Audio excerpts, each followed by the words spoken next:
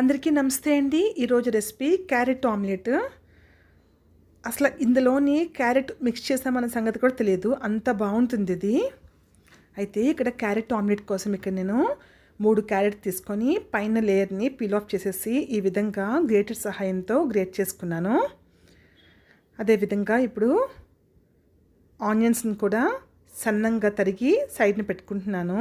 చాలా సన్నంగా తరగడం వలన ఆమ్లెట్ అనేది చాలా బాగుంటుంది. ఈ విధంగా చిన్న చిన్న స్లైసెస్ కింద కట్ చేసుకోవాలి.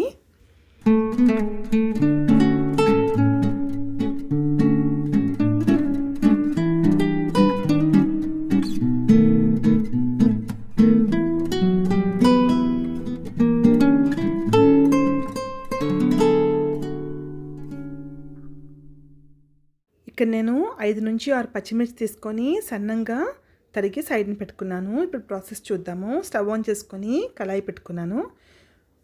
ఆయిల్ ఒక 3 టీ స్పూన్లు ఆయిల్ వేసుకొని ఆయిల్ హీట్ అయిన తర్వాత సన్నంగా తరిగి పెట్టుకున్న ఉల్లిపాయలు అలాగే పచ్చిమిర్చి వేసుకోవాలి. అదేవిధంగా ముందే గ్రేట్ చేసి పెట్టుకున్న క్యారెట్ తురుము కూడా ఇందులో వేసుకోవాలి.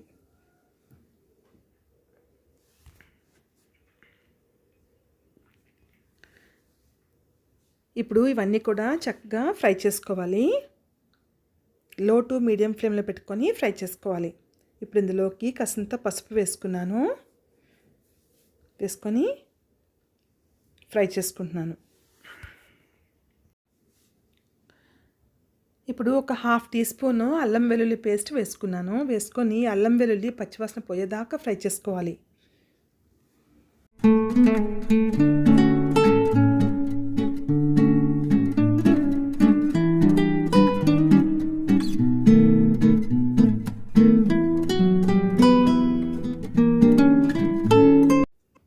ఇప్పుడు ఇందులోకి ఒక 1/2 టీ స్పూన్ జీలకర్ర పొడి, 1 టీ స్పూన్ ధనియాల పొడి వేసుకొని ఇదంతా కలుపుకొని ఫ్రై చేసుకోవాలి.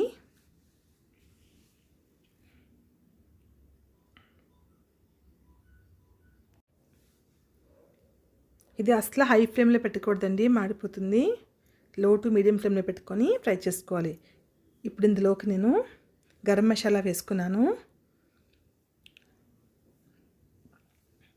ఆచి చికెన్ మసాలా ఉంటుంది కదా, అదైతే చాలా బాగుంటుంది. అది ఇక్కడ నేను 1 నుంచి 1.5 టీ స్పూన్ వేసుకున్నాను. అలాగే కారం 1 టీ స్పూన్ వేసుకున్నాను. వేసుకొని ఇప్పుడు అంతా మిశ్రమాన్ని మాడిపోకుండా లో ఫ్లేమ్లో ఉంచుకొని లో టు మీడియం ఫ్లేమ్లో ఉంచుకొని ఫ్రై చేసుకోవాలి. టేస్ట్కి సరిపడే సాల్ట్ కూడా యాడ్ చేసుకున్నాను. యాడ్ చేసుకొని సాల్ట్ ఈ మిశ్రమం అంతా కూడా కలిసేలాగా కలుపుకుంటూ ఫ్రై చేసుకోవాలి.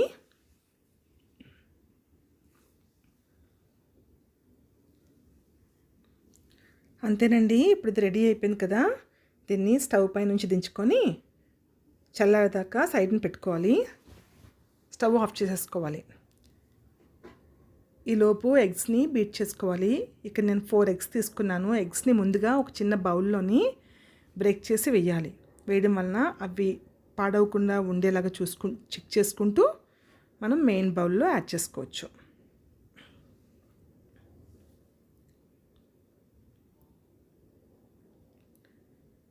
ఇప్పుడు 4 ఎగ్స్ వేసుకున్నాక స్పూన్ సహాయంతో ఎగ్స్ని బీట్ చేసుకుంటున్నాను.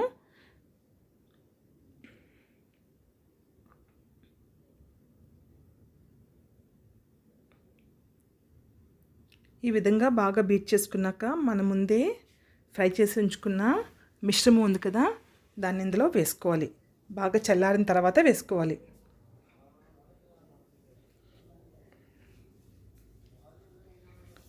బాగా చల్లారిన మిశ్రమాన్ని ఇప్పుడు ఎగ్స్ బీట్ చేసి ఉంచుకున్నాం కదా, అందులో వేసుకొని గుప్పెడు కొత్తిమీర వేసుకోవాలి.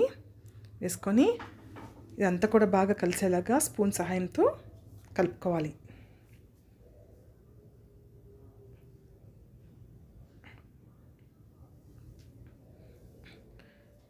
ఇప్పుడు ఎగ్ బ్యాటర్ అయితే రెడీ అయిపోయింది కదా, దాన్ని సైడ్ని పెట్టుకుందాము. ఇప్పుడు ఆమ్లెట్ కోసము స్టవ్ ఆన్ చేసుకొని ప్యాన్ పెట్టుకున్నాను.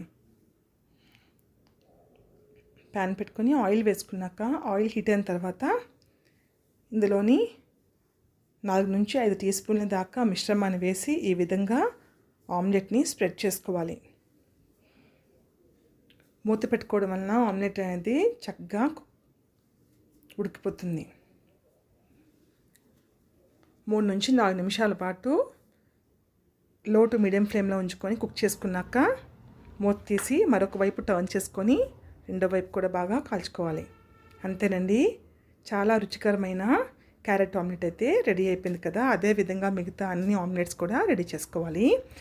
ఇది రసం చేసుకున్నప్పుడు దీన్ని సైడ్ డిష్ కింద తీసుకుంటే చాలా చాలా బాగుంటుంది. లేదు అంటే ఉట్టి అన్నంలో కూడా దీన్ని కలుపుకొని తింటే అదిరిపోతుంది. పిల్లలు పెద్దవాళ్ళు ఇంటిల్లపాది ఇష్టపడతారు. మీరు తప్పకుండా ఈ రెసిపీ ట్రై చేయండి. అలాగే మీకు ఎలా కుదిరిందో కామెంట్ చేయడం మర్చిపోకండి. అలాగే మీకు ఈ వీడియో నచ్చితే ప్లీజ్ లైక్ చేయండి. కొత్తగా ఛానల్ ఎవరైనా చూసేవాళ్ళంటే ప్లీజ్ ఛానల్ సబ్స్క్రైబ్ చేసుకోండి. ఇంతవరకు వీడియో చూసినందుకు thank you so much. Take care. Bye.